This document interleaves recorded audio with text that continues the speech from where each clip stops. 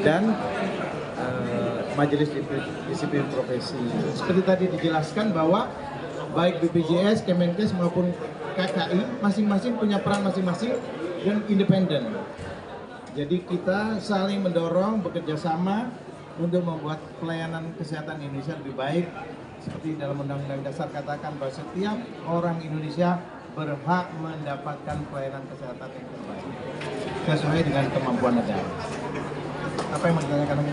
Tapi untuk upaya tenaga medis meningkatkan sumber daya manusia kualitas tenaga medisnya, seperti supaya itu dari KKI sendiri dan juga dari Kemenkes, jadi kedepannya ada program apa untuk tenaga kesehatan kita gitu? Ya, terima kasih. Betul itu. Karena ilmu itu selalu berkembang. Ya, maka selalu ada update dalam pendidikan.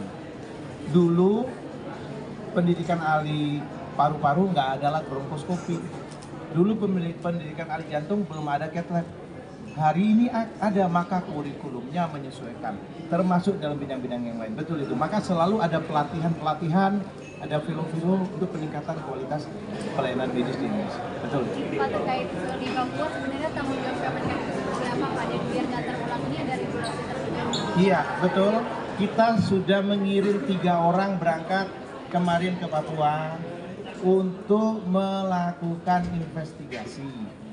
Nanti setelah pulang detailnya seperti apa. Secara umum kita sudah dapatkan sedikit bahwa ada pelayanan bekerja di sebuah pasien datang ke rumah sakit pertama, dokternya sedang cuti tidak ada, dirujuk lagi ke tempat yang kedua, ketiga. Nah itu karena ini yang kasus wanita hamil kan, ya itu sementara wanita hamil itu wanita itu anak yang ketiga. Nah berat badannya itu udah besar, sebenarnya pada waktu itu sudah disarankan bahwa pasien ini harus operasi, nggak bisa lahir provaginam karena berat badan lebih gede daripada panggulnya. Nah, itulah yang terjadi.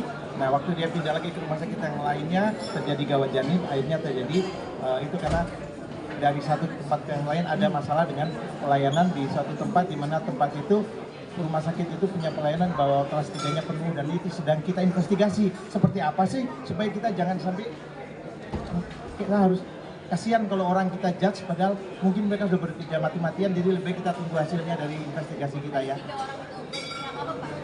Ya. Belum yang itu pihak 3 orang itu siapa yang dikirim? Tim dari tim Kemenkes dong.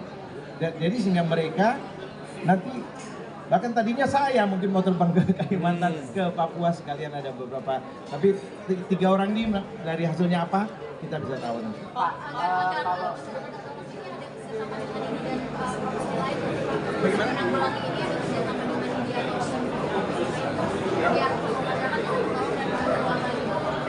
Begini, ini kan masalah sarana kesehatan. Itulah yang saya sampaikan tadi. Di wilayah itu dokternya cuma 1 dan sedang cuti. Paham ya? Itu kan di Papua. Dokternya sedang tidak ada di tempat.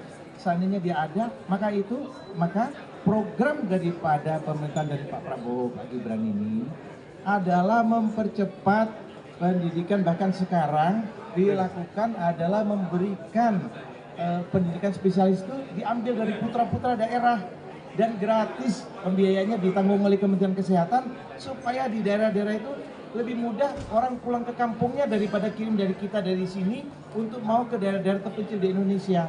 Karena akibat sarana prasarana dan mungkin tahulah kita belum bisa mampu membayar lebih bagus, kira-kira itu. Maka itulah langkah-langkah yang diambil. Memang hasilnya baru terasa 3-4 tahun lagi, karena kan sekarang baru semester keberapa itu? Baru semester kedua, jadi mereka baru selesai 3 tahun lagi yang ke daerah-daerah. Itulah salah satu langkah terobosan dari pemerintah untuk segera membuka, tadi yang saya bilang, tadi saya pagi-pagi rapat di Mendikti, kita akan buka lagi 150 prodi spesialis untuk supaya menciptakan spesialis sebanyak mungkin bisa dikirim ke 514 kabupaten kota. Bayangkan tadi itu dari